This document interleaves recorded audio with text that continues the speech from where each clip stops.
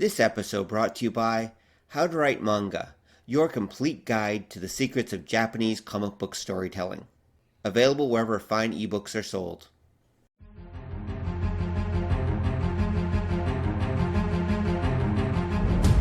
The world has gone insane. Cosplayers rule the conventions.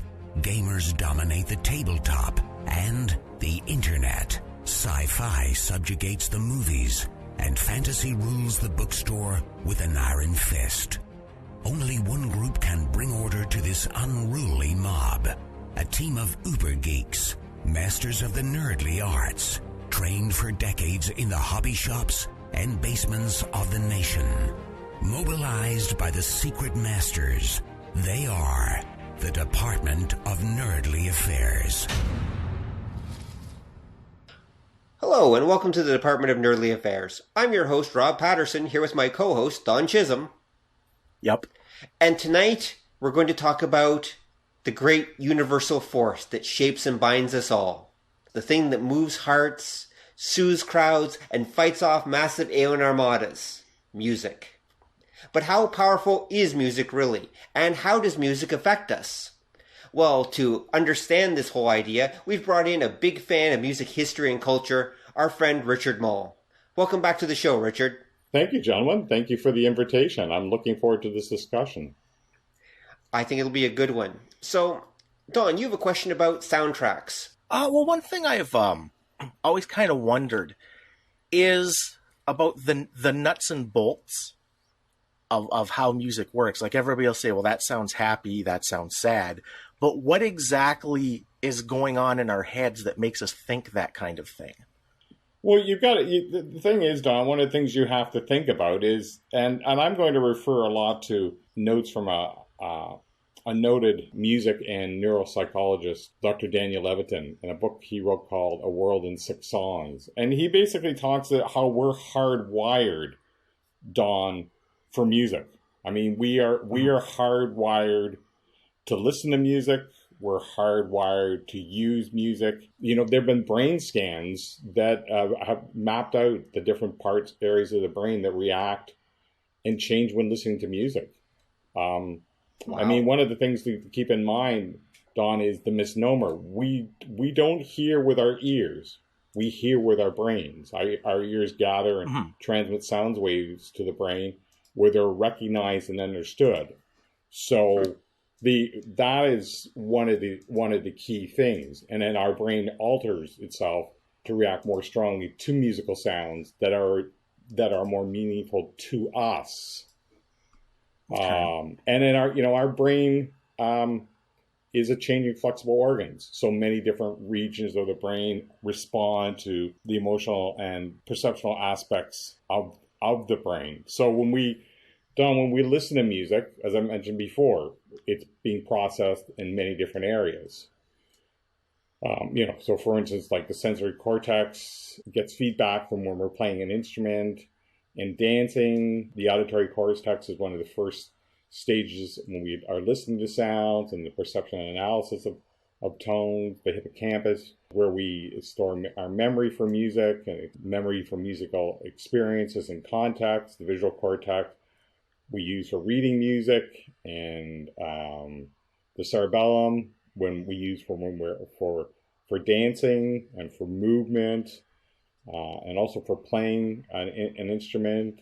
The amygdala we use for emotional reaction to music. The motor cortex, again, is another part of the brain we use for movement and tap dancing, playing an instrument. So there's all these regions of the brain that are working simultaneously when sound travels into our outer ear, through our ear canal, into our eardrum, and then up into our brain. So, I mean, this is something that's still really in its infancy of study, as the complex network of neurons between the different sections of the brains are firing between the different regions. I mean, I don't want to get too in depth here, but yeah. So we have to think of ourselves, Don, as Daniel Levitan says, of having what he calls a musical brain. And the musical, we use the same ways that we use our brain to listen and process and play an instrument are the same ways in which we go about our daily tasks in life. Right. So that same sort of processing, and that's been going on for centuries. It's part of our evolutionary makeup. And so why? Sorry to interrupt, but why do they think that we evolved this way? Why do they think that we evolved our brains evolved to respond to music in this way? Why was it so important to our ancestors? Well, because of the way we have interacted with nature. Right. So earliest forms of music were, of course, imitations of nature. Right. So music has been around. Well, there's an argument of either that music it predates language. Mm-hmm. Mm-hmm. So, early on, we were enthralled by the natural sounds in our environment: thunder, rain, waves, bird songs, and we imitated those sounds using our vocal cords to make melody and make harmony, and or also, then to tap out and to thump out rhythms using stone or the ground or putting those together. And from then we created instruments. So, I mean, music has started off as being a survival tool. Mm-hmm. Initially, they say the earliest musical instrument goes back 50,000 years. Sylvanian Nose Flute, which was made from the femur of an extinct European bear. And you basically, you can look it up on YouTube, and they've got a video where you can play it. It's a bone that's been hauled out with two holes, and you basically play it with your two fingers and play it through your nose. So it predates the earliest recorders, the earliest clarinets and flutes, and and we also, you have to think also about the way in which drums were used as early forms of communications. Right. The Yoruba tribe from Nigeria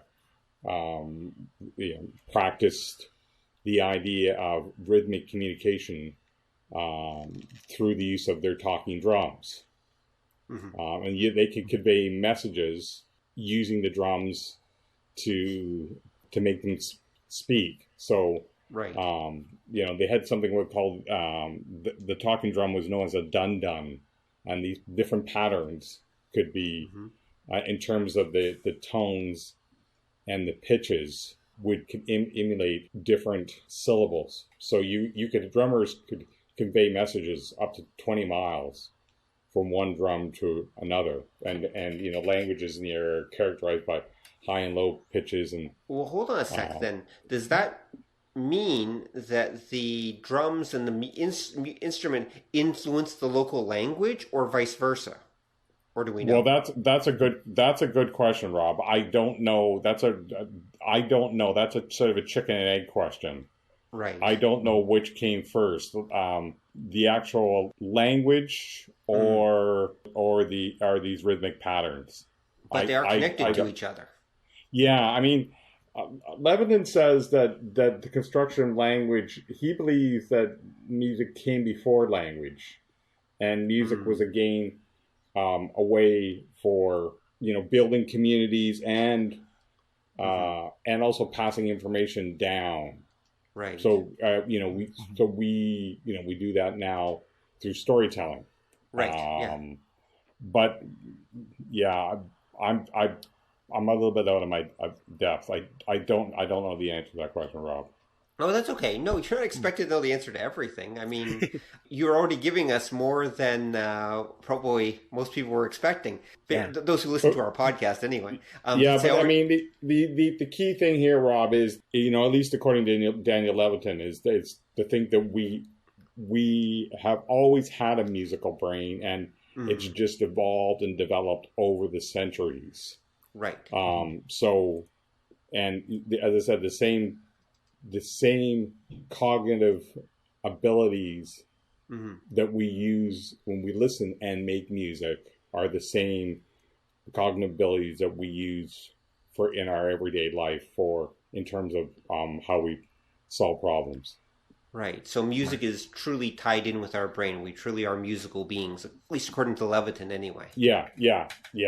And we are a true musical species, and our brains have sort of co-evolved with the evolution of music.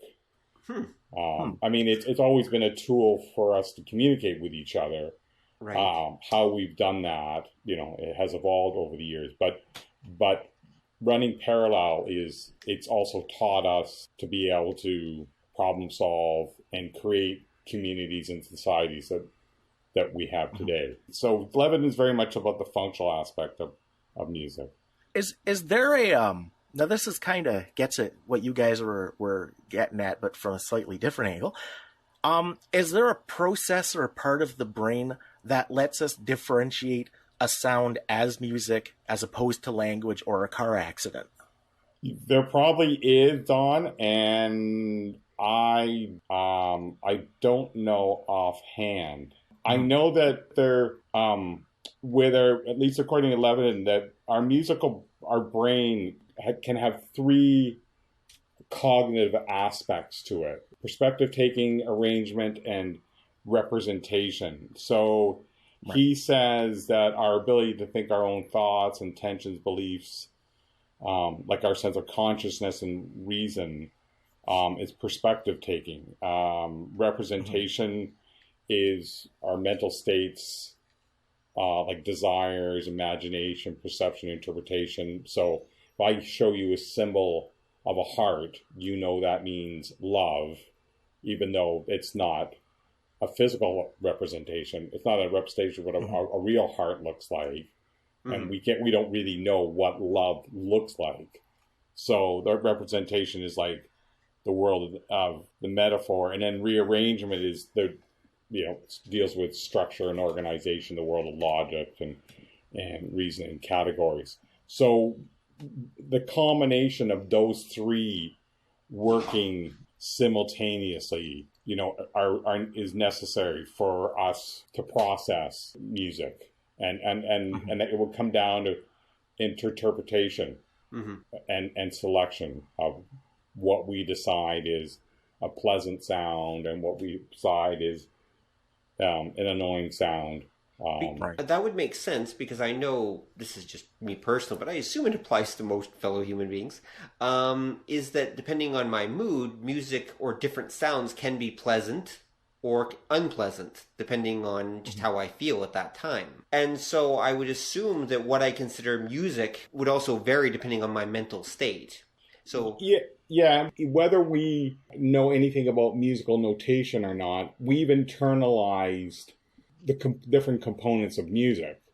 So if we think of music, and this as a loose definition of music as organized sound, that comes from a definition that an experimental composer, Edgar Varez, came up with. Music is just organized sound.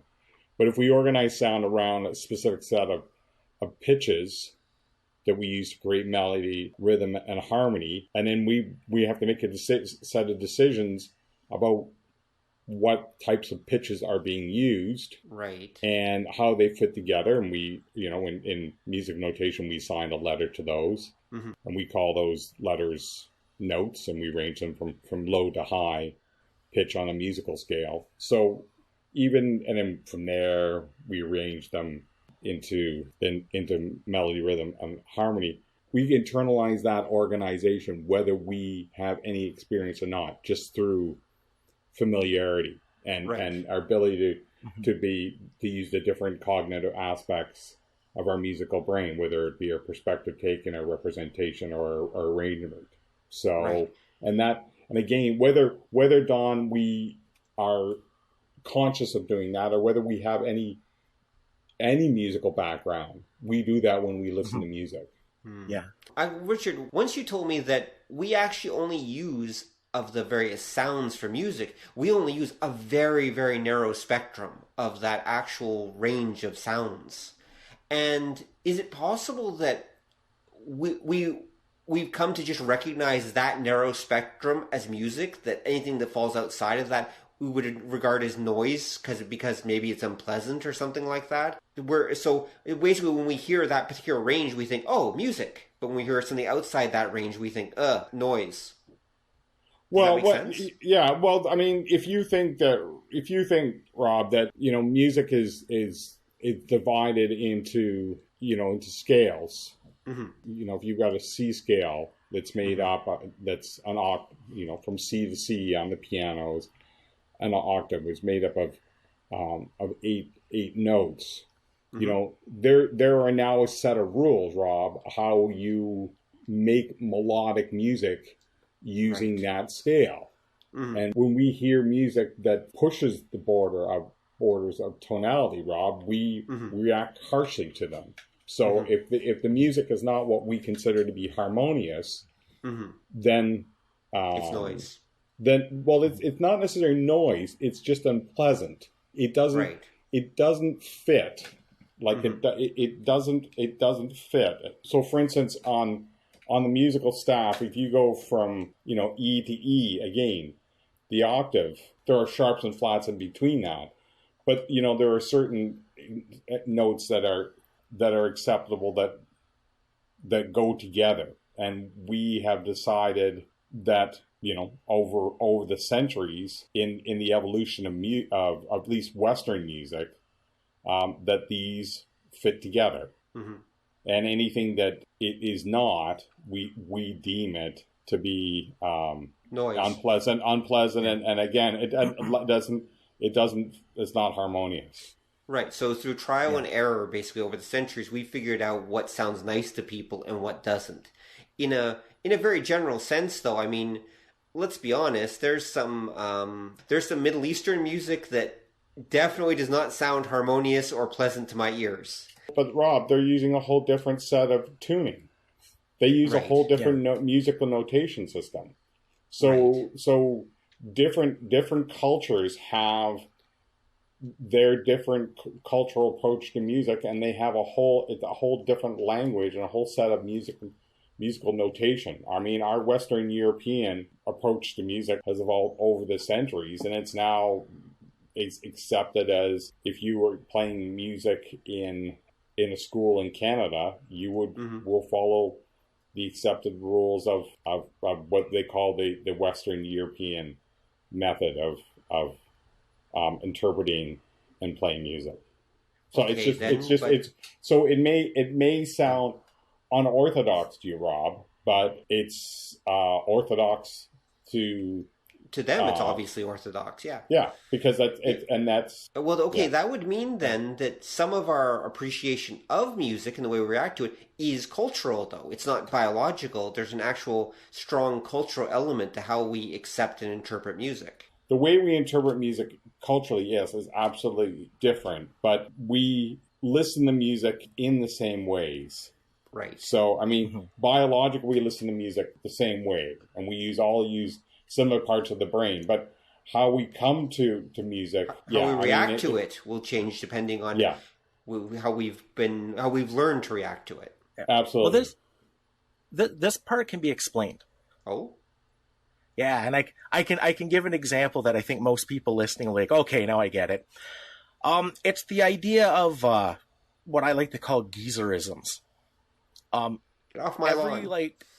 Your grandparents hate the music that you like, and it's because what ends up happening, young people tend to be where new ideas and trends come from, because when you're young, your brain processes dopamine, and dopamine is the thing that gives you a little bit of a high when you're exposed to something new. So that's why kids are more open. If you talk about how you interpret, say, music from a foreign culture, you usually don't encounter that until you're a little bit older, at which point, once you get in your early 20s, your brain doesn't process dopamine as well. You don't get that kind of high. It's not that seeing something new isn't like when you're a kid. It's exciting. It's maybe frightening. Now it's just kind of a pain in the ass. You got to learn something new. It's not what you're used to. Your brain chemistry. it doesn't develop the pathways needed to interpret this in any way meaningful to you, because dopamine is the chemical that makes your brain do that. And when you get older, you don't process it as readily as you do when you're young. Yeah, that may be true, Don. But I think, Don, that's also it's difference in style. So yeah, and I think you're right. I think cultural experience and cultural exposure actually is key. But I still think the relationship that your parents have to music, whether they listen to it or not, or my parents have, is the same as our relationship to music. Because, our relationship with music, we find it enjoyable now because it was passed on by our ancestors who found it enjoyable, and it was, passed on in their genes, and it will be passed on in our genes as well. So you're saying that there may be a biological component as well? Absolutely. There's a biological component. I mean, just as our brains have adapted and evolved, so too has our relationship with music. So, just as we have evolved through evolution and natural selection, so too have our brains. So the idea of the music, people who had music brains, going back centuries, those with music brains were those with a creative impulse, and those who had a creative impulse were likely more successful through natural selection and through adaptation. So the relationship between Darwin's theory of natural selection is tied in to our inherent creativity.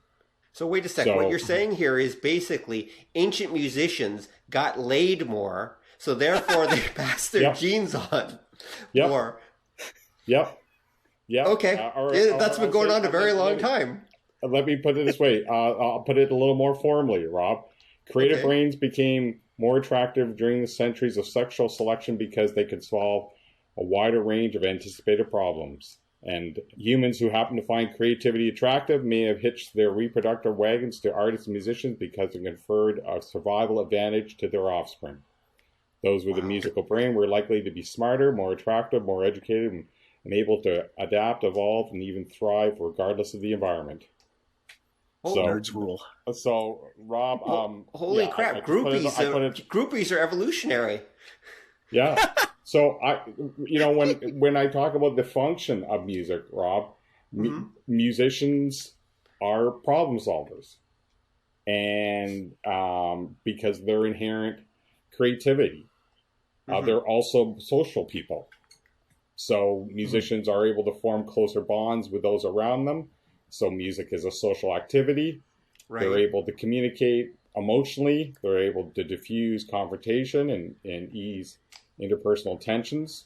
They possess strong survival skills that gives their offspring an inherent evolutionary advantage. So making music, holy crap, makes them feel good. So, as I said to you before, those ancestors who happen to feel good during music activities are the ones who survived to pass on the genes that gave rise to those feelings. So musicians as problem solvers in our history of evolution and adaptation. There's all kinds of research on this. Wow, I had no idea. Now I really wish I joined band when I was a kid. Damn. Well, and Rob, we know the way in which we use music not only to pass on knowledge, but also to teach us knowledge. So think about how children learn the alphabet. A, B, C, D, E, F, G. Yep. Right? I said D. Right? So the alphabet song is one of the key ways in which we learn knowledge, we pass on knowledge. Can you think of two songs in which we learn about physical knowledge of the world? Head and Shoulders, Knees and Toes. Yep. And what's another one, Don? Another song. That would be the Insane Clown Posse. Magnets. How the fuck do they work?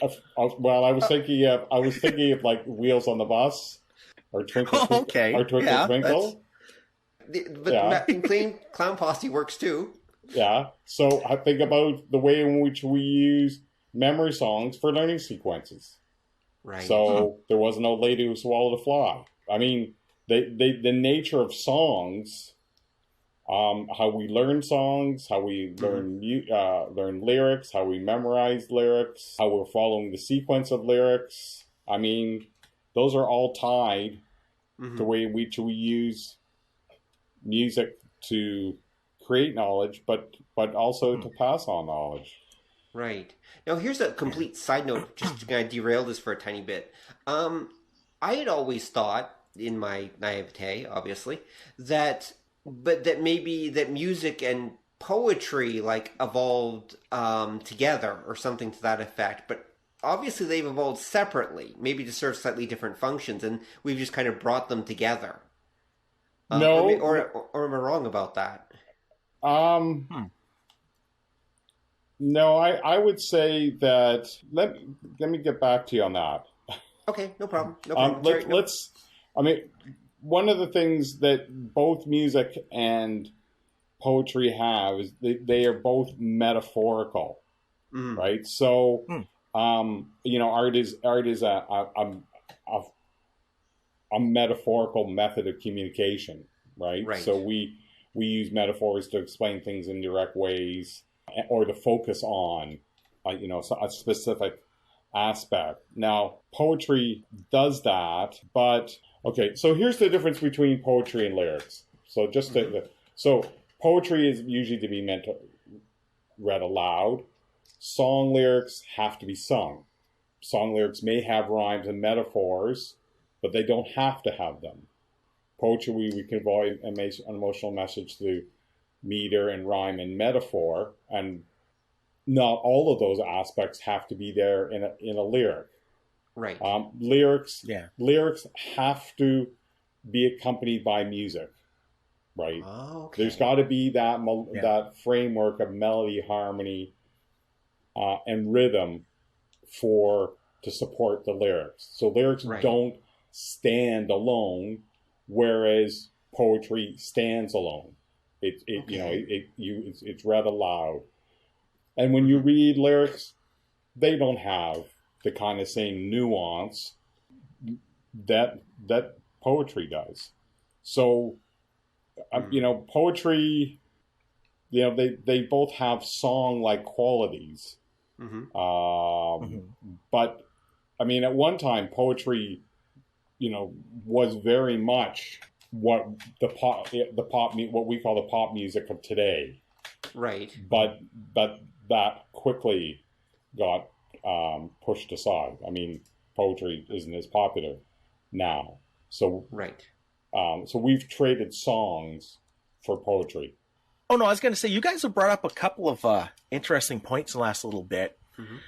The easiest way to think of the difference between, say, poetry and lyrics is that a good speech can be poetry, but it doesn't have to be sung. If I'm not mistaken, and you're going to have to bear with me because this has been like a quarter century since I did any proper study of this.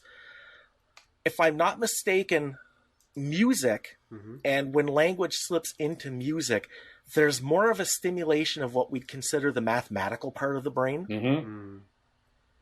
Whereas something like a good speech or poetry, it stimulates the language part, and it stimulates certain parts of the limbic system that I don't remember the names of. And this is where this idea of music being associated with learning, and that is, it stimulates some of the higher functions, some of the higher reasoning, specifically like the math center. Yeah. And that kicks into gear, and that starts a whole bunch of other stuff. But that's sort of the diff. That's, if I remember, and again, it's been a long time. That's what makes something more music than, say, speech.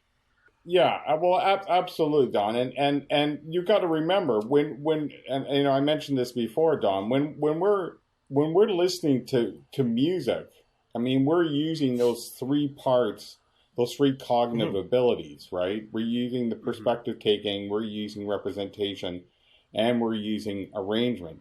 So let me just tie this in, Don. When you are when you listen to a song, so if I put a song on the radio, it doesn't really matter, just a pop song on the radio, and I ask you, Don, do you know how the song is going to go? Even if you've never heard it before, you'll probably say, "Yep, I know exactly how it's going to go," because you've already you've heard this type of song before. You already know what the structure is, and you've internalized the format. So you know that it will either start with a verse and go into a chorus. So it may go verse, chorus, bridge, verse, chorus, or some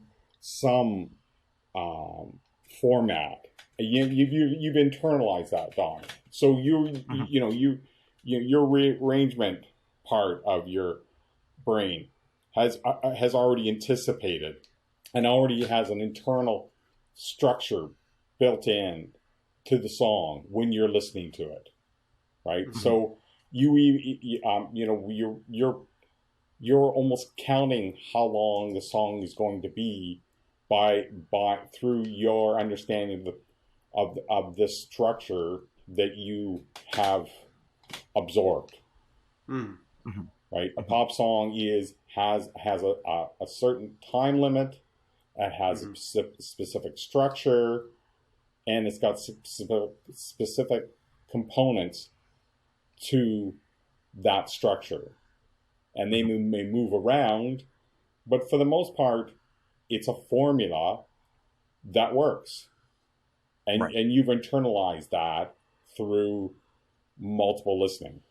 And even if we haven't heard a song before, as you said, we'll still be able to often guess. Yeah. So when you listen to music from a different culture, I mean, there may be some things that throw you off. It could be the language, it could be the tuning, it could be the rhythm, it could be a whole lot of things. So that are just unfamiliar to you. It's just a lack of exposure. That just could be unfamiliar. You're unable to decipher, and it also may be the instrument. Like you've just not heard either that instrument or those combination of instruments together, and again, the sound that they're producing through the different tunings and the different rhythms is just foreign to you. That's just lack of exposure. Well, I think that is a big part of it. I mean, because I travel to different countries and different cultures, and I've been exposed to a lot of different kinds of music, and some of it is just because I'm not used to it, as you said. Is just completely foreign and unappealing to me. But other stuff I've heard, and it's like, oh, okay, this is really nice. And it just depends on, as you have said, it just depends on what I've been previously exposed to and how it ties in with my own tastes in music, I suppose, and my own ideas of what music is. Yeah, absolutely. I just want to, and I don't want to digress here too much. I mean, I'm talking a little bit about the musical brain and the way we use it to listen to music and play music. But as I mentioned to you before, we also use the same cognitive abilities in our everyday life. So the same skill set, the same sort of three cognitive abilities we would use to build an instrument. So, if I'm going to build a flute, I have to imagine what's required in building a flute, which requires which representation. I also have to have an intuitive and practical sense of what will happen when I carve holes in a bone that allow for a change in pitch. That involves perspective. I got to think about, maybe even thinking about pitch or tone before I put holes in that allows me to make the sounds. And then I've got to, if I want to play around with the holes and the sounds, and that comes with rearrangement. So, as I said, having a music brain is about problem solving. And when you're listening to a piece of music and playing an instrument, you are problem solving. Right. So so Rob, when you listen to a piece of music that is outside of your comfort zone, you're facing a problem. Never heard this before. What's going to happen? What's going to happen? How is it going to develop? What's going to happen to the song? How long is it going to be? what's the shape, what's the contour, what's the flow. You know, is there going to be a solo? Is it going to follow the normal flow of a pop song? I don't know. And when you encounter music that you have not encountered before, you are going through a process of problem solving. Right. That's interesting. Now, is that also because I know I've always heard, and maybe this is correct or incorrect, that the part of the brain that processes music, or at least is it heavily involved in music, I should say, obviously, because it's your whole brain, is the mathematical part of your brain. That people who are mathematically oriented often tend to be musically oriented and vice versa. Is that true? Well, I think there is a relationship. There's absolutely a relationship between learning to play an instrument, you know, and being successful in other parts of your education. I mean, that's been proven to be the case. Right. I mean, so it's not just with math, but it's, again, playing an instrument. What's again, Rob? I get back to this core question, Rob. What is your chief aim in math? To solve problems. Yes. What's your chief aim when you're playing an instrument? Chicks. I was going to say to produce patterns, but okay, we could go with chicks too. But recognizing patterns, being able to play patterns, playing out patterns that form melodies, to play patterns that form harmonies, to play patterns that form rhythm. One of the key things about music is being able to keep time. When you keep time, you've got to be able to count. Yep. Right? You've got to be able to, I mean, music is broken down into the building blocks of math. Yeah. Right? I mean, Western music is broken down into two components: pitch, you know, and time. Right? So when you get the scale C to C, you're going from a low C to a high C, or high C to a low C, and each of those pitches is either going up or down. Well, and time is moving horizontally. So if you can't keep time or count in time, then you're not going to be very good at music.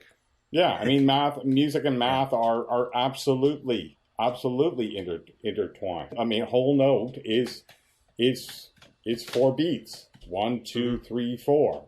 Half note is, you know, and so on. Half and quarter. So you start with, you know, how many beats in a whole note? 4. How many in a half note? It's half.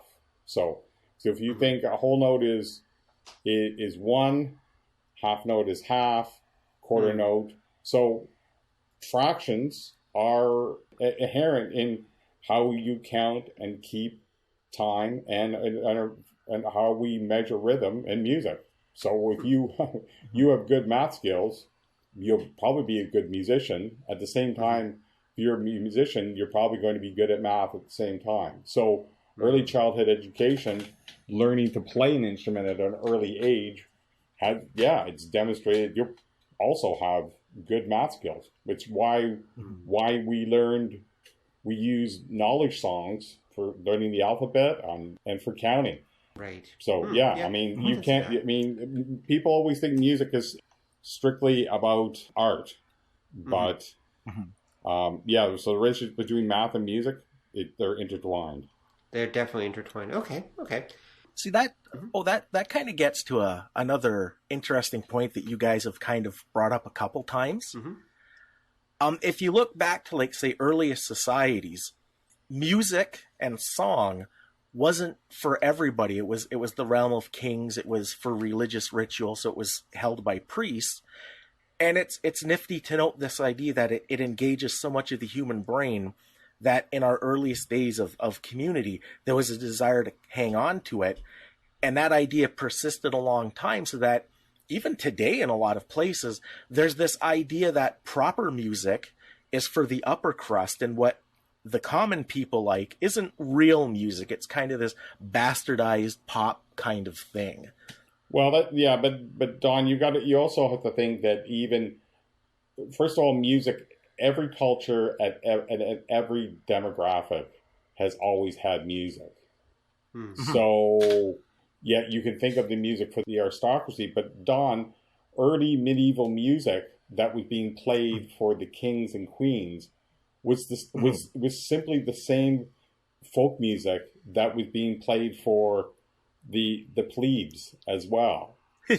So because the early nomadic musicians that came out of the medieval ages and in early Renaissance, they were traveling the traveling troubadours, right? So the folk, they were singing folk songs.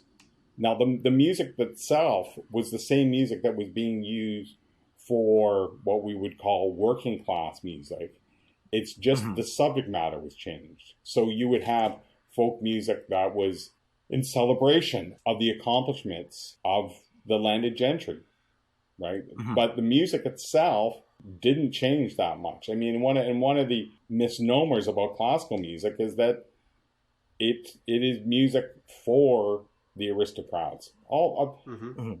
Classical music is simply folk music. I mean, that became more complex, right? So if you go back and listen to the music of Bach, you listen to the music of Mozart, you can find components of and influences of all the folk music of the time, right? And you later on when you find the music of Dvorak, and I mean it's right there. Like the references are really, really, really obvious. And the other thing is Mozart, Don was making pop music for the time. I mean, that's the other thing. Yeah. I mean, yes, he was playing for the aristocracy.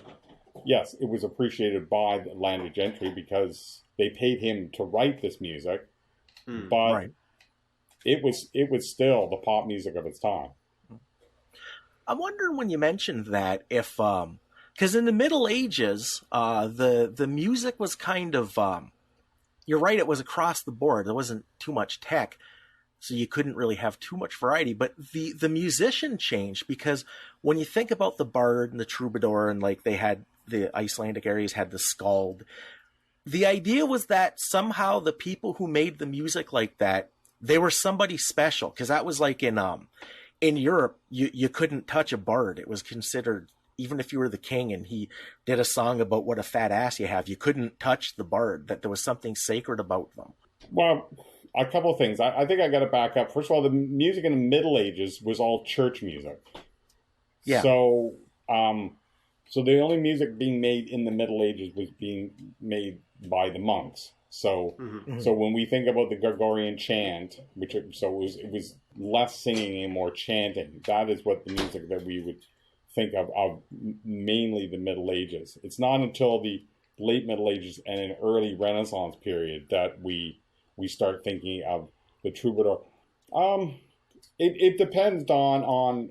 I mean, you're talking about an assigned role for these musicians that only certain people could be musicians within a certain types of communities. Right. I don't know enough about that. I don't know enough about. I only know about the English tradition and the musicians that were the early troubadours. So they were largely secular musicians, though they were. I don't know if they had any unique skill other than that they could play an instrument.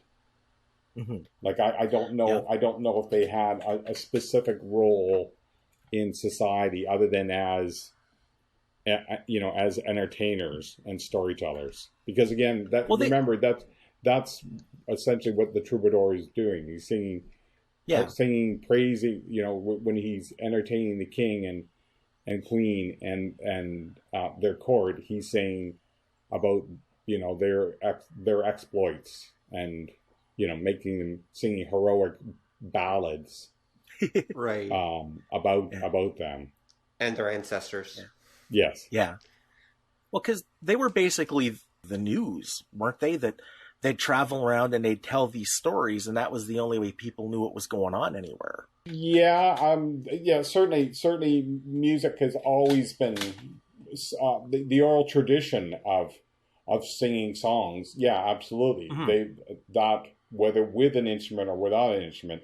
I mean, people still today, Don, gather around a campfire and they sing a song. Now, they may not be, communicating any current events, but they're certainly telling a story through music. So, are they passing information on from one person to the other? And would these troubadours be informal journalists? Yeah, I would say so. Yeah, they would certainly be bringing perspective that, if they're traveling from town to town, that the people that they were performing to wouldn't have. Yeah, for certain. Well, remember, they'd also interact with the audience, especially before and after the performance. Before with the men, after with the women.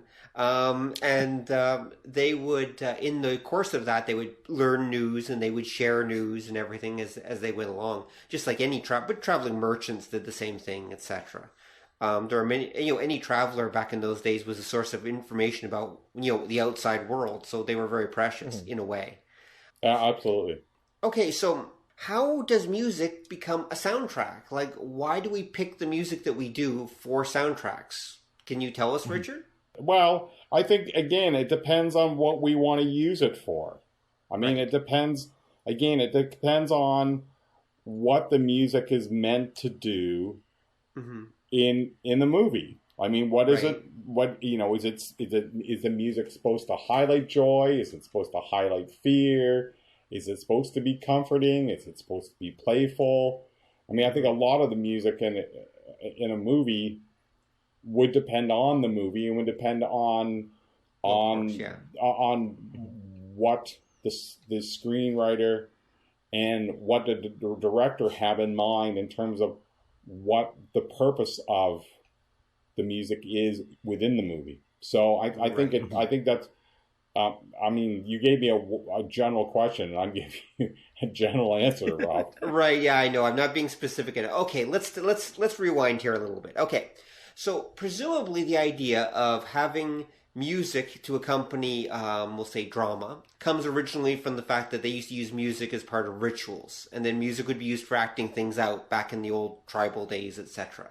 And then eventually we developed musical theater eventually. And even the Greeks, I believe, had an actual musical accompaniment, I think, in their theater. I'm not 100% sure on that, but I'm pretty sure they did. Stuff in Shakespeare's time definitely did. And I know Asian theater traditions, many of them are, like Chinese opera, for example, and such, are very much musical traditions. Like music and theater have always gone together. So it's natural... Yeah. So it's natural then that when eventually we develop movies, we would actually start incorporating music into those performances. Like music would naturally, especially once we develop sound movies, I should say. Although, of course, that's wrong. Music predates talkies. It predates sound in film because they used to have the silent films and they'd have someone doing a piano performance right next to it at the same time. That's right. They would use music to accompany it. So already they knew right from the very beginning that even without voices, you could use music to actually accompany a film and to enhance it or improve it in some way. Absolutely. And so that definitely goes back again, they've just taken it from theater tradition, I assume, and just kind of overlaid it. So I guess there was a long history probably for them to draw from as far as that goes. Although I would assume a lot of the music that they used back in those days, now this is a guess, you may or may not know the answer to this, I'm just tossing it out there, would probably have been classical music. They were probably using a lot of classical pieces that, because that often goes well with piano music or the simple music to accompany film. At least that's what I've always seen it portrayed as anyway, that music in early silent films that was accompanied early silent almost always seems to be classical in nature, what we would consider classical anyway. Yeah, I think, Rob, I think it would depend on the genre. So, right. If you are, if it's highly dramatic, yes, I could see you relying on something that was definitely from the 19th century, late 19th century romantic period. So, and we still draw on that type of music for our dramas today. So, your favorite movie what are the music traditions of your favorite of Don's and yours, Rob's favorite movie? Star what Wars. tradition is it? What tradition is John Williams drawing from? I mean, he's drawing from Holst. Yep. He's drawing from Wagner. He's drawing from Mahler. I mean, he's drawing from definitely. There's some Beethoven there, of course, but he's drawing from a late 19th century romantic tradition. Why? Yeah. It's it has what they call the Sturm und Drang. It's lots of intense, epic, deeply emotional, and deeply dramatic music. Yep. And I would actually say, if for me anyway, and again, I was exposed to it at like 7 or 8 when Star Wars came out. I think 7. That was the first movie that to me made me aware of movie music. Like prior to that, it was just background material. But the Star Wars theme and especially the Star Wars theme, of course, and the later on the Imperial March and etc. were the music that actually made me aware of music as an element of film. Like prior to that, I wasn't aware of it as a child. It made such an impression on me that that was what led to an interest in movie music and soundtracks later in life. And if you think, if you think about the Imperial March, very much influenced by Gustav Holst's Planets, right? Yep. You can absolutely hear that in it. You're using influence in a very charitable way, sir. I think that Rob, if you listen to Gustav Holst's Planets and you listen to the Imperial March, you go, who's John Williams and what was he? Who was he influenced by? I mean, that's John kind of what I Williams, meant. That's what I meant, Richard. I mean, John Williams is taking that music in the same way Quentin Tarantino takes certain sources. Well, I think John Williams is a synthesizer. That's all. Yes, exactly, exactly. And credit to him, but you know that he picked those. He drew from that musical tradition because it fit the heroic nature of the movie. Yeah, it did. Yeah, definitely, right? That's true. And if you're going to have end of the world drama, you need end of the world music. Yep. Right? That's when you hear the Star Wars opening, it is like Beethoven's something from Beethoven's Ninth Symphony. It's like Tchaikovsky's 1812 Overture. It's heroic. Yeah, that's what you want. You don't want definitely. ambiguity here. You don't want people in doubt. This is not a fight about. This is a fight about good versus evil. You need music that decisive. Definitely. Oh, and it is. It definitely is. Right. Yeah. Well, there's the cultural bit to that too. Is in the West, anything orchestral like that, we tend to associate with antiquity, with permanence, with big things that last throughout the eons. And then when you put that into a movie, it instantly gives you that sense of this is big, this is something like universal, something that's going to matter for all of eternity. Gravitas, yep. Well, yeah, there it is. Yeah, and gravitas. Don, it's no different than why is Ian McKellen hired for every Play Gandalf? Play Gandalf. Why is he hired to play Gandalf? Why is Patrick Stewart hired to play the captain? Why was Christopher Lee hired to play every major baddie for 50 years? He has it's whether it's the voice, it's the presence, it's that gravitas. I mean, John Williams' soundtracks to the Star Wars movies are no different than the use of those soundtracks are no different than why these British actors are hired for all these quote unquote important roles in these end of the world movies. That's true. Yeah. That's true. Yeah. I mean, Ian McKellen screams importance. Yeah. John Williams' soundtrack, the Star Wars, screams importance. I mean, it's even got, as I said, it's got this similar opening to a Beethoven symphony, right? You can hum it the same way. If you hum the fifth, and you hum the opening to Star Wars, they're both implanted in your brains because they're both recognizable because they're both instantly hummable. Yeah. True.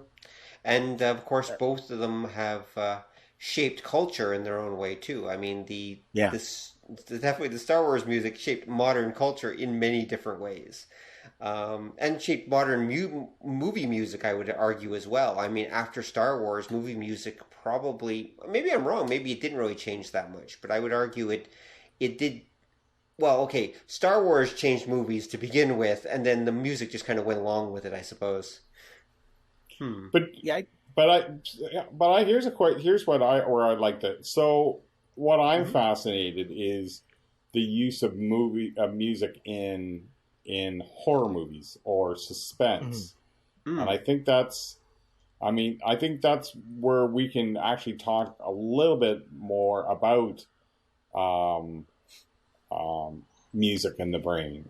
Okay, sounds good. So let me ask you, what do you think are one of the ways in which music is used in suspense or horror movies, and how do you think that might be tied in to how we've used how that ties into our own survival skills? I'd never thought of it that way. I mean, I guess we traditional horror movies usually have, well, let's see. The music is usually building in pitch. It's usually slightly higher pitched music because it's there to build tension, of course. Yeah. But how would that tie into our survival skills? Into like that survival part of our brain? I've never thought about that. Well, think about a way in which we use music. We use music as a weapon of fear. Right. You mean bagpipes? Through bagpipes. Yeah. The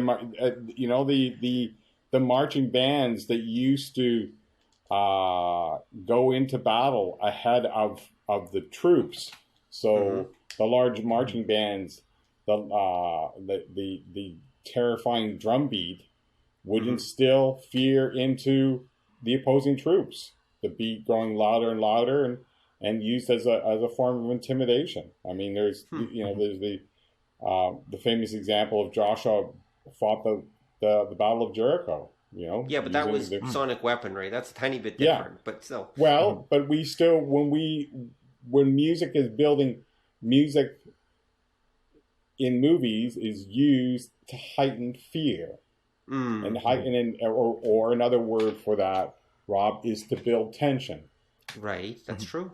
Right. So, but what happens with the tension is there has to be that kind of release at the same time. Well, if you're in a state of fear, you're in a state of tension, right? You're in a state of survival mode, right? Horror movies are just a surrogate for that feeling that we had earlier, when we would have to be in a state of. So Rob and Don, if you hear an unfamiliar sound outside your window, right?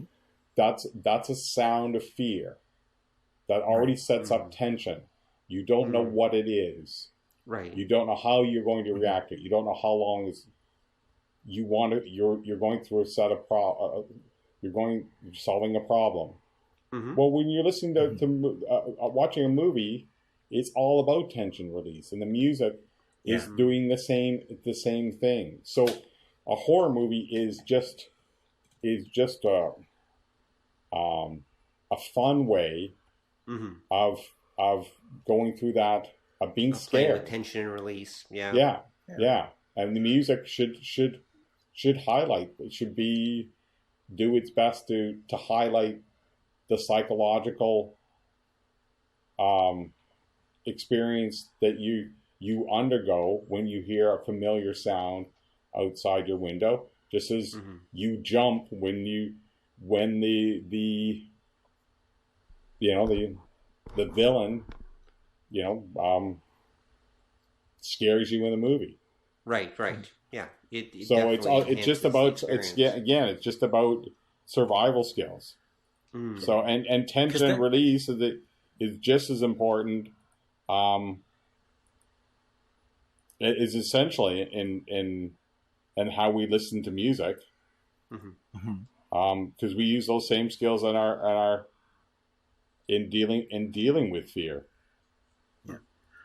There's a cheat, though, when you come to horror movies, because when you mention music in horror movies, I kind of got into them early, and I remember the late 60s, even going into the early 70s, there was a tendency that, because horror movies were for younger people, you'd introduce some band that you'd hope would take off, so every horror movie, no matter how tense, would have the scene where they'd go to, like, the club or the beach, and it's the jerk-off singing Sand Shark, and it would just ruin everything, but... You get to the early 70s, and there was one film that did a big trick. And going to the early thing, there are certain sounds that we're hardwired to recognize.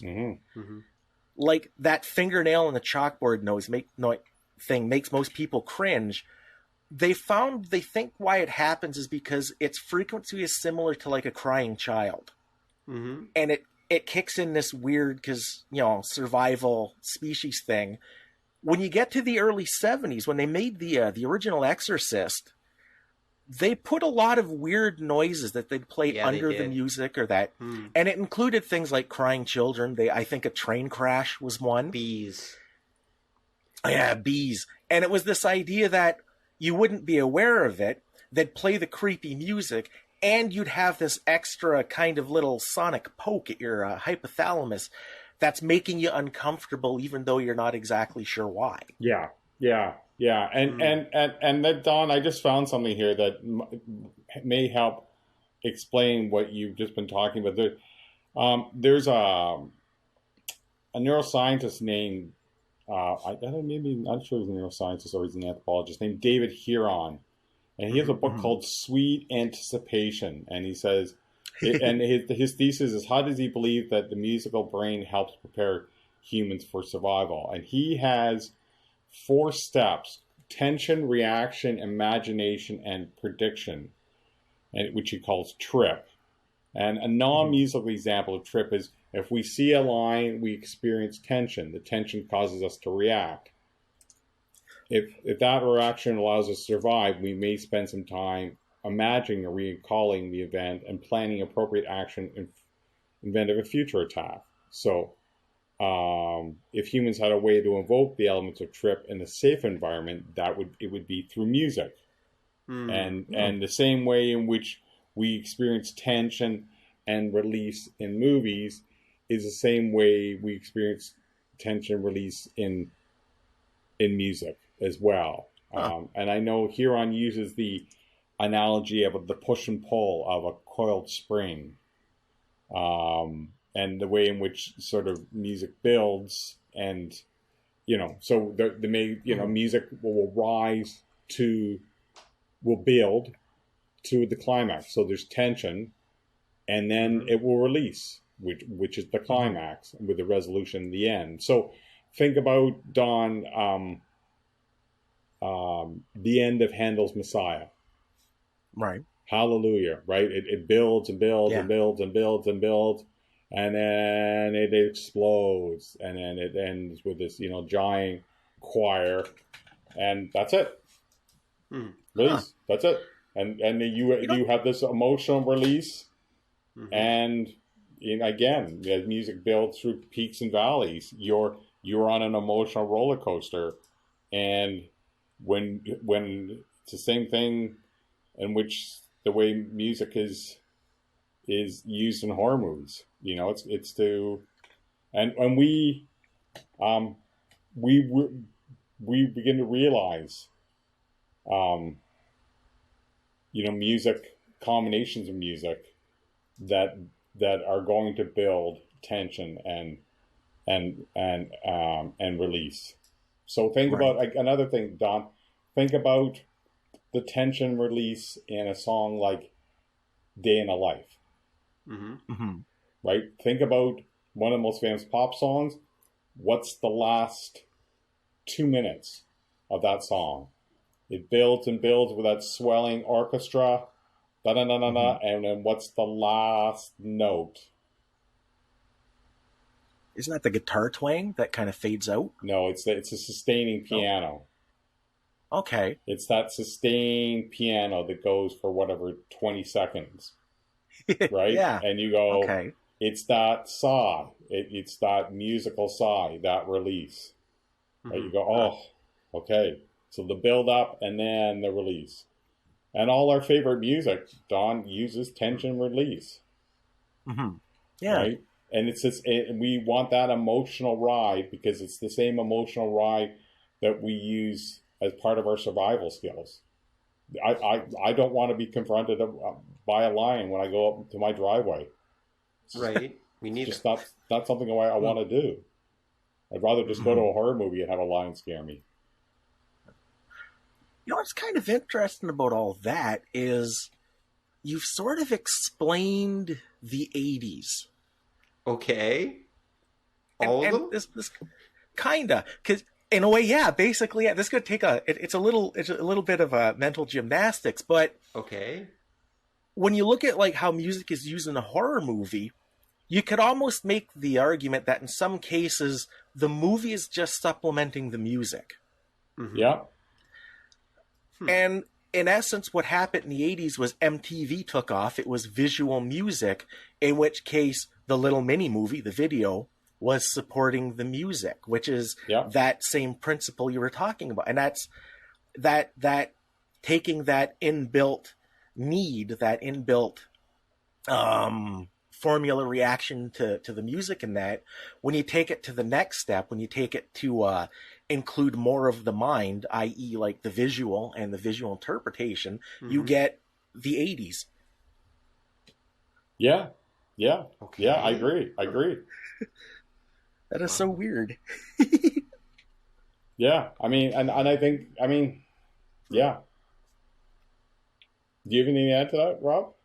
No, not really. I mean, okay. Huh. No, I think you're right, Don. And it's no surprise that a lot of horror movie music from the 80s is returning.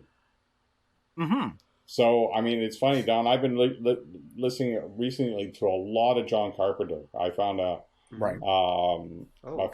best of John Carpenter soundtrack because I've always a big fan of his movies. But I didn't know until about 15 years ago that he did the soundtracks to all his movies. I think I did know that. Yeah, he's actually a composer. And I've been listening to a lot of John Carpenter soundtracks. So things like Halloween, and I think he did The Thing and Escape from New York. Right. And this is a guy, Don, who absolutely understands the idea of tension and release, not only in music, but how it fits perfect, how it creates a cinema in the mind even before you see the movie. Right? He understands how to play around psychologically with the music that would only fit a horror movie because it has all the tropes to it. Right. Yeah. Huh. That makes sense. And that's kind of gets a little more the same thing. Like I remember a Ronnie James Dio interview where he talked about that. He referred to making pictures in other people's heads, and that was the whole attitude behind the way he wrote his music. Yeah, absolutely. And I think that shows, actually. I think we talked about that once many years ago, Don, how Dio's music tends to sound like soundtrack music without a movie. Yeah. I remember we discussed that many years ago, where it's like, it's like it's a soundtrack in search of a movie to go with it. Yeah, well, Rob, there was a whole genre of music in the 1990s. Post-rock was essentially what they called invisible soundtrack music.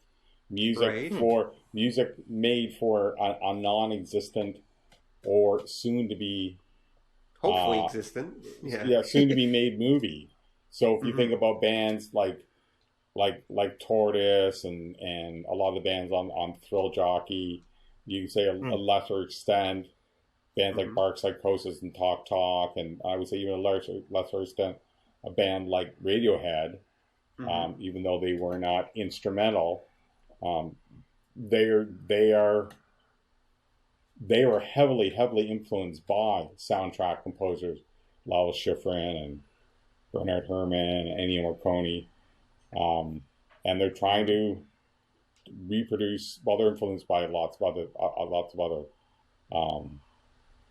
musicians and composers. Other than that, but they were definitely influenced by soundtrack composers. And when you listen to the music, it sounds like music for a movie yet to be made. So that's definitely true. Now, so obviously soundtracks then, movies have had an influence on culture as well. We'll think about the opening to Jaws. Well, yeah. Right? Think about the opening, right? Think about the way in which the music to Jaws absolutely builds tension, right? I mean, it dum dum dum dum dum dum dum dum dum dum dum dum dum dum, and then it builds, and then that tension, and then there is that release that like that, as I said, the analogy of a coiled spring, right? And when the release of the coiled spring is when it makes you feel better. Yeah. Well, that resolution. Yeah, it's weird when you talk about that, because when you think of how many big orchestral musical soundtracks that are memorable that came out of the 70s. Okay. Like there was something in that era that, because you mentioned Jaws, you mentioned Star Wars. Everybody, as soon as you hear like the old tubular bells, you think of like The Omen, right, or The Exorcist. You think, yeah. You can start that dun dun dun dun dun dun dun dun dun dun, and somebody will start jogging right away. Like that seems to be the first era where that was really kind of came to the fore, of using the bigger, the better, the custom tailored music for your film. Right. Don, I don't think it was just the 70s. I think that's always been the case. If you go back and listen to the Bernard Herrmann orchestral soundtracks for Alfred Hitchcock or the Elmer Bernstein westerns, if you think of, I think that's always been the case. I just think that the 1970s, in fact, I would say the 1970s was almost the end of what we call the orchestral soundtrack until Hans Zimmer arrived. Right? And now, I mean, and if you want to talk about music and culture, I mean, it almost seems like every movie that I see that's non-action, non-sci-fi, still has a Hans Zimmer soundtrack to it. Like those pounding drums. Again, it sounds like it sounds like a mauler. I mean, it's it's so ubiquitous, and he's been so much imitated. And yet, I know that his background is from prog rock. His background is, he was also a big Ennio Morricone fan, and he was. He's also, the funny thing is, I was reading about the influences on Hans Zimmer. They're Giorgio Moroder, like Midnight Express, Ennio Morricone, and who was the other German composer? It wasn't Tangerine Dream. Jean-Michel Jarre. Oh, okay. And I know that, and there was somebody else too. Vangelis.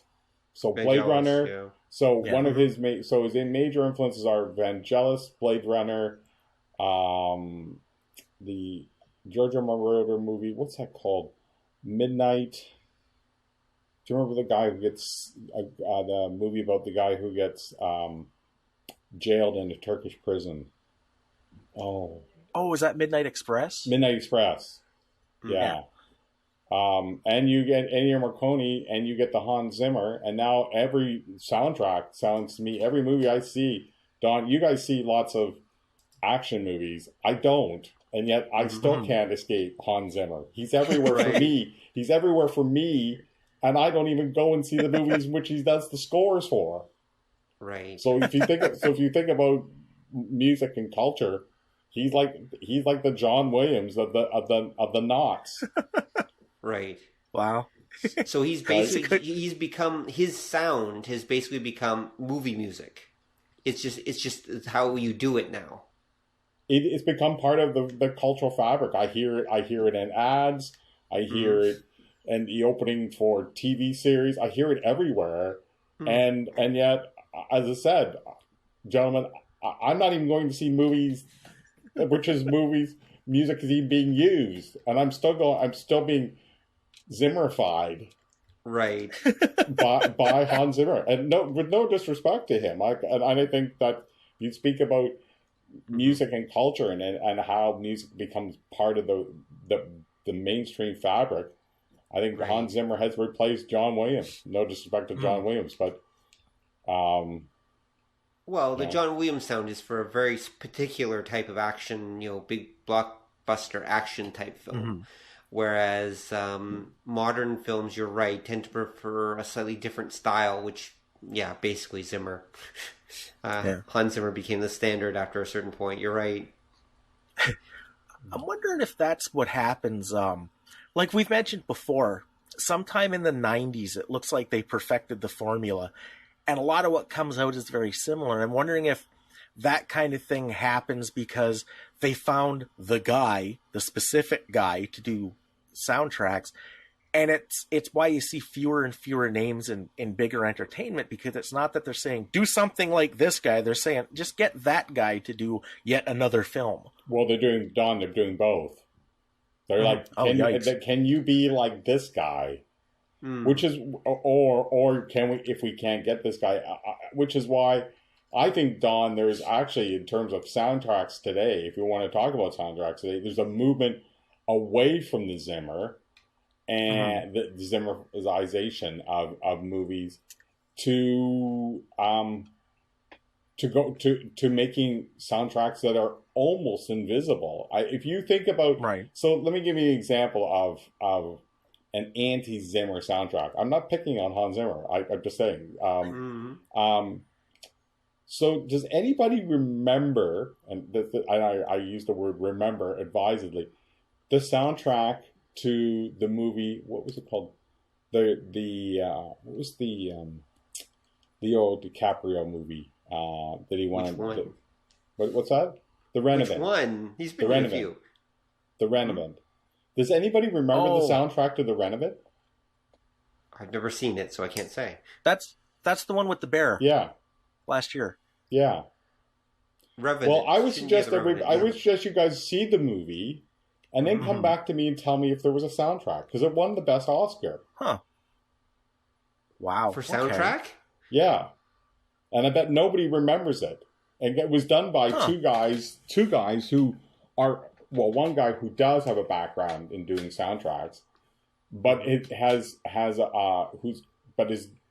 the opposite approach to Zimmer. He's very minimalist, very textural, and almost his soundtracks sort of almost bleed right into the fabric of the movie, as opposed to simply, and so I think that there's a movement afoot to, if Zimmer is a maximalist, a lot of people are going in a sort of very minimalist direction, just because, Zimmer is kind of like Wagner and Mahler at the end of the 19th century. I mean, how big can you get?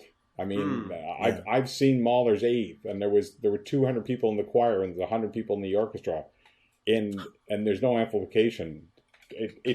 Don, it's big, right? The sound is big when the last 4 minutes in the final movement, it is overwhelming. Like it just right, and it's like going to see it. It's like a it's like the conclusion of a Hans Zimmer soundtrack. It's overwhelming, right? Right. Like, where do you go from there? Right, and that makes sense, though. There's always going to be a reaction against any movement. There's always going to be something moving in the opposite direction. So that's reasonable. Yeah. So, anyway. Yeah, it's scary, though, because part of me wonders if what it is they're kind of blanding up the soundtrack so they don't want to anger up the blood of the audience. Well, it all depends on what the audience is expecting the music to do. And one of the think things that, again, I'm not dissing Zimmer, is because he's become the standard. Anything else, any kind of deviation, is not going to make the audience happy. I mean, it's that's true, and that's. And that's the familiarity breeds comfort, and until it breeds contempt. But I don't think it's breeding contempt right now. But it's it's become the standard. People want those pounding drums and those those sort of sawtooth synthesizers. Yep. Yeah. That's Zimmer. Right, you can't get enough. You can never get enough kettle drums. Right.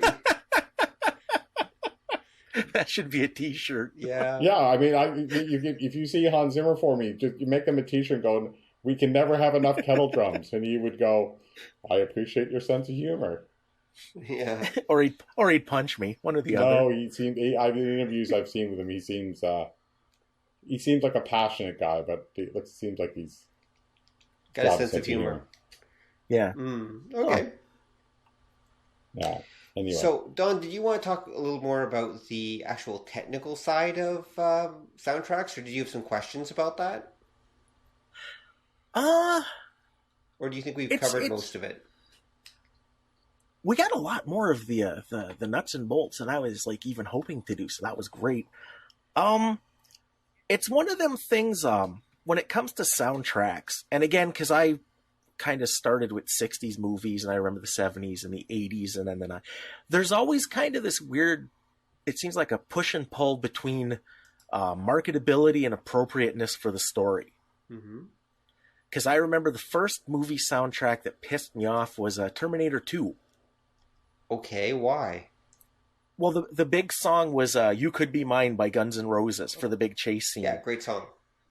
It is, but it's about a guy trying to get laid. And I'm like, how does this fit? Meanwhile, just around that time, Judas Priest had put out songs like Blood Red Skies. And I'm like, well, if you want pop music in your film, why not a song about robots killing the last human being off? Why a song about Axl Rose trying to get someone? And it was that first time I realized that you've got this marketing fighting production in a lot of cases for the bigger stuff. Well, yeah, but Don, the use of pop music is that's driven more by marketing than as you said, Don, by any sense of appropriateness. I mean, if you mentioned before we went on the use of music in To Serve with Love, and in Blackboard Jungle. Well, those movies were what at the time called youth movies. Yeah. Right. They had a youth audience, and they had soundtracks that were tailored to that youth market. Yeah. Say what you want about Terminator 2. The people that are going to see a Terminator 2 movie are going to lap up a Guns N' Roses song. True. And whether you find that appropriate or not, Don, is probably not the point. There's just a synergy between the music, the movie, and the audience. Yeah, I think in the 80s we got a little spoiled because they did that But again, I think because like the music video was a new thing, I noticed there was a tendency if you were going to use a pop band in your soundtrack, they would do a song specifically for that movie. Yeah, that's true. Yeah, no. And I think, once you got to like the 90s, there was a tendency to just use what was popular and then kind of shoehorn it in. Right. And again, I think that went back to when you got into the 60s. Like I said, every horror movie had some weird beach dance number in it. And I think, again, it was that same idea where the marketing had kind of superseded production a little bit. Yeah, but Don, you also have to think that every music and mood and of course have to match, but music in the times. Like, I mean, I'll give you an example, Don. I've been listening to a lot of Lala Schifrin. I've just been going through a big phase of listening to Lala Schifrin. And I was talking to Rob about this today. I have the Dirty Harry soundtrack on my smartphone. And I always liked the soundtrack to that movie. I always thought it was a great soundtrack. It's very funky.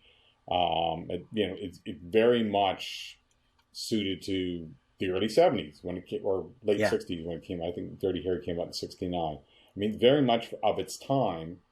But it's written by a guy who's obviously has background in jazz and in classical music, and not only having a background in funk. So it's a really funky soundtrack, which is what I love about it. But it's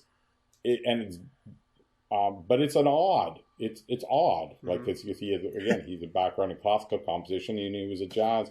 Lala Schifrin played with Dizzy Gillespie, so he was a jazz musician as well, and yet at the same time, it sounds fresh, familiar, and yet of its time, all at once, right? So I mean, and Lala Schifrin for that time would be making music that reflected the time in which the movie was set. And the time which the music was popular. So we can often know the era of a movie even just by the opening bars of the soundtrack. So if you I've also been listening to going back and listening to a lot of John Barry. So a lot of his soundtracks, of course, to Bond and the Persuaders and Ipcris Files and things like that. The Thunderbirds. And they are absolutely of their time. And you're so that twangy that twangy guitar, you're like, oh, okay, well, it's got to be from the twangy surf guitar. It's got to be from the early 60s. Yeah, true. So it's music made of its time, for its time. And and you may say, well, yeah, but it wasn't marketed. I'm like, well, what other kind of music were you going to have in the movie? That's true. So I think that to me, having as much as Don, again, I'm not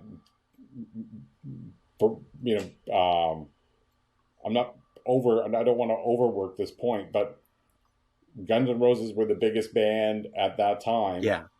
Terminator 2 was going to be a summer blockbuster. There was synergy. Like, who do we get? Put GNR and T2 together, and you got box office magic. Yes, you do. Yeah, it still seems kind of like a rip, though, the idea that just a few years prior, they would likely have done a new song for that film. But you kind of didn't see that. They did one of their, I can't remember if I think the song did come out on the album they did after T2 came out. But to me, it felt bad because, again, it felt like the marketing was winning. And I think marketing is the source of all evil in society. So that's just me, though. Well, Don, you have to take that up with the powers that be. And one day I shall. I think that, Don, I can't add anything more than you did. I think that good movies have good soundtrack composers, and I think the best movies work well without having the hit song. So I'm contradicting myself. I think the best movies work well without having to put a hit song in them. But I fully understand why you would do it. Though I tend to agree with you, Don. I'm not sure it was the best use of the song. Yeah. Yeah, because you can do that. Like, there's a lot of films that are anchored in their time, and to use a sampling of the music of the day fits. Like, again, the Blackboard Jungle was the film that kind of mainstream rock and roll back in the 50s, and it was supposed to be about the youth culture of the day and all that. So that made sense. We were talking about Saturday Night Fever. That, again, it's a part of that time. It's a part of that scene. It makes sense to use like the popular disco. Around just a few years before too, you had like American Graffiti, and that was kind of the vanguard of the return of like the 50s. So again, it made sense to use that kind of music. It didn't feel as ad hoc as it did when you got to like the 90s and the 2000s, where they would just put Smash Mouth in. Why? Just do it. Okay, Smash Mouth is in. And you'd hear the same like 4 songs in the ads for every single movie that comes out and that kind of thing. Yeah. But the thing, I think, the thing about Saturday Night Fever that's interesting is that music was still largely underground when the movie came out. Right. So one of the things that's interesting about that is that Saturday Night Fever launched a disco revolution into the mainstream, but that music was very underground. Maybe not underground. It was not it had not gone into the mainstream, because you have to think that the disco comes out of the Philly soul sound, and it comes out of Georgia Moroder, and Donna, working with Donna Summer on I Feel Love, which I think is a little later, but disco was something that was danced in clubs. Yeah. But you got to realize that disco was not a mainstream form of music, and it became a mainstream form of music through Saturday Night Fever. Yeah. It was kind of, it also signaled the death of disco at the same time, just because that soundtrack was so ubiquitous. I mean, the soundtrack was more ubiquitous than the movie was, ironically. That's true. Yeah. Yeah, I think because when you talk disco at the time, anybody who's say younger than us, it would be a lot like techno, in that you listen to it in the club, but you probably didn't listen to it while you were at home. Yeah. Unless you were at the gym. At the gym, you might play it. But it wasn't just listening music. It was for the specific purpose of going out and dancing. Yeah, absolutely. The only thing I would say is one final thing I think we should bring up is the way in which music, and I think we haven't really talked about this, is the way in which music comforts us. And I would one of the things I think I'd like to end on, gentlemen, is how does music comfort you, and what are the ways in which music comforts you? That's an interesting question.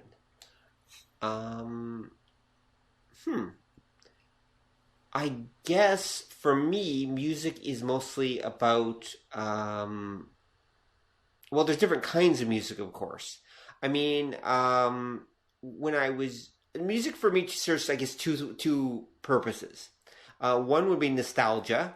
I mean, there's the music of my youth and everything, my formative years. And there's, I associate different times of my life with different songs. that I heard during those times or that came out during those songs. So there's an element of nostalgia there.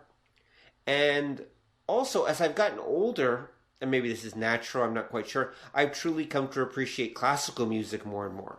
And I find classical music very relaxing and comforting. Okay. Referring Don? to one degree or another. Yeah. Don, how do you use music, and what type of music do you use for comfort?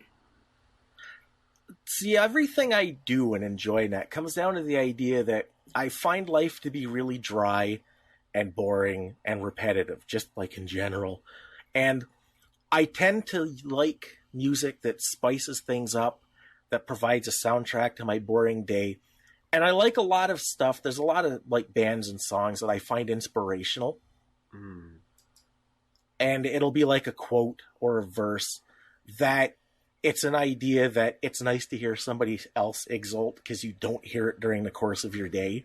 Mm-hmm. Is music a stress reliever for you then? For the most part, it's the opposite. It creates stress because I find my days anesthetizing in general. Oh, okay. So you want music to provoke and push and challenge you then?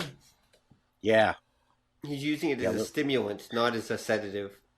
Yeah, basically. Okay. But in a funny way then, Don, is music not in the way that it works on you, the way you want it to work on you, is it not then comforting? It is, because again, like I say, that's why it's nice to hear somebody say something that I've always felt is true, but you never, ever hear. One line that keeps coming to mind during the course of my day and as I do stuff was from the Trans-Siberian Orchestra. And it was the line, "It's better to bleed than to need and never have dared." Okay. Because that's not what you really see. The closest you get in life is the idea of follow your dream. And like we've talked about that before, that tends to be kind of hollow because there's no sense of any difficulty to that. There's no sense of you're going to have to knuckle under if you really want to live your dream. You're not just going to be Justin Bieber who gets discovered on the internet and now you're a celebrity. There's a lot of work and effort that happens in life, and you never hear that. Well, yeah. So the music acts as a motivator for you, and acting as a motivator, it does comfort you with its messages, even if the message is not inspirational. Well, it's inspirational, but not in an obvious way. Mm-hmm. Okay. So would you say then, Don, that the music that challenges, provokes you, and pushes you is therapeutic? Do you think that music has therapeutic power? I've never heard guys like the Meteors referred to as therapeutic, but in a way it could be. I think it's more like preventative medicine. It kind of keeps you on keel before you fall into a bad place. Okay, absolutely. Yeah. Rob? For some people, is it therapeutic? It's therapeutic in the same way watching, for me anyway, it's therapeutic in that, yes, it can produce emotions in me or make me remember things or things like that, and bring out emotions sometimes that might be a little bit buried or forgotten. And in that sense, it would be therapeutic. Yeah, sometimes music can, of course, comfort you and get you through hard times. There's no question on that. Or music can, just as music can inspire you. And so I think, yeah, that's definitely true. So how about you, Richard? How do you find music comforting? In much the same. I think music is comforting for me. I think I will split the difference between both of you. I think it brings back memories, but I also it will put me in a state of mind. I think for me, music is comforting depending on my mood and what I'm going to use it for. So I use music very functionally, and it's got to fit the mood and the environment and the experience that I'm undergoing. So I want to use ambient music to make me relax, to make me, whereas if I need music to get me going, so something rhythmic, I think it can soothe you. I mean, they found that playing and listening music, as Don mentioned earlier, can modulate levels of dopamine, which are feel-good chemicals, and increased levels of dopamine increase levels of mood and boost the immune system. Right. So they've said that when dopamine is triggered, humans experience positive emotions and moods as a result of moods from playing and listening music. So it makes humans happier and healthier. And that's been proven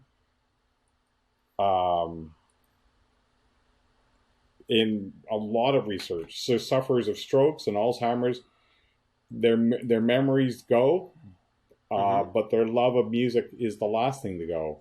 There are people who have who have suffered from strokes and from Parkinson's, and they've been brought to life, remembering the lyrics and notes of their favorite songs. There are cases of children with Down syndrome who can't tie their shoes unless it's set to a sequence of music. So, and I know that I just heard or watched a report in which music is now being used in neonatal wards. So, I'm assuming that's not Megadeth that they're playing. No. That's too bad. No. So music releases oxytocin, which is another brain chemical that establishes bonds between people, and so between oxytocin, serotonin, and dopamine. I mean, these are all legitimate brain chemicals that are released in our brain when we listen to and play music. So I think all music in the end is, if it makes us healthier and happier, that can only be beneficial. Probably. I mean, I could see if you can use music to produce, drug-like effects or produce those effects in people, you could use it to benefit them, definitely, but you could also use it to manipulate them. And you could also use it in negative ways, I would imagine, as well. Yeah. Anything can be used either way. Just as music, for example, the fact that, you can use music to bring people together and bond them, going back to what I mentioned earlier about triumph of the will and such. You can use music to actually put people into a state of unity in nationalist ways, for example. I mean, that's where we have national anthems, right? Yeah, that's one of the reasons why they use music for marching. Music can be used in many ways to control people, absolutely, as well as just to as well as boost things. So, and all of those, of course, are relevant to soundtracks, but they're and to this conversation, because we're talking about how music affects people, and music affects people in many different ways, positive and negative. Yeah. Absolutely. I'd like to think mostly positive, but like anything, it can be used in a negative way. Yeah. Even neck miage. What's neck miage? Even neck miage. You don't watch The Simpsons? No, what's that? I'll have to send it to you. You have to sort of see it. Okay, I'll put it in the show notes. All right. So on that note, I think we should. Can I just? Sure. I just want to finish with a quote here. Sure, go. This is a quote from Levitan, Daniel Levitan. He says that he believes that humans are all musical experts with music that resonates with them on an emotional level. And he says, we see this, in fact, in the way that people incorporate music into their lives. A lot of people use a certain kind of music to get going in the morning, to get out of bed, to get them through the exercise workout, to calm themselves down at the end of the day. We're using music in the same way we use drugs, really, for emotional regulation, partly because of the way it can modulate our neurochemistry, affecting our moods. There we go. Yeah, I think that's an excellent quote to end on. So, Thank you, Richard, for coming on and my pleasure. discussing music Thank you, with Rob. us. It's been Thank a educational experience. Yeah, thank you. Thank you to you both for having me on, and the pleasure has all been mine. Yeah, you know so much, dude. You should teach a course on this. Thanks, Rob. I'll bear that in mind. Please do, sir. All right. So, on that note, thanks everyone for listening, and tune in next time, and we'll talk about something completely awesome, and maybe have a musical soundtrack to go with it, or not. We'll see what happens. Good night, folks. Good night.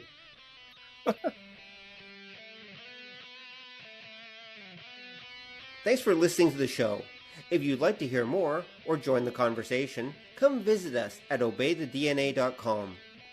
You can also find us on iTunes or whatever fine podcast site forgot to lock their back door.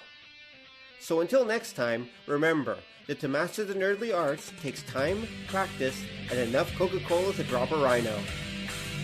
See ya!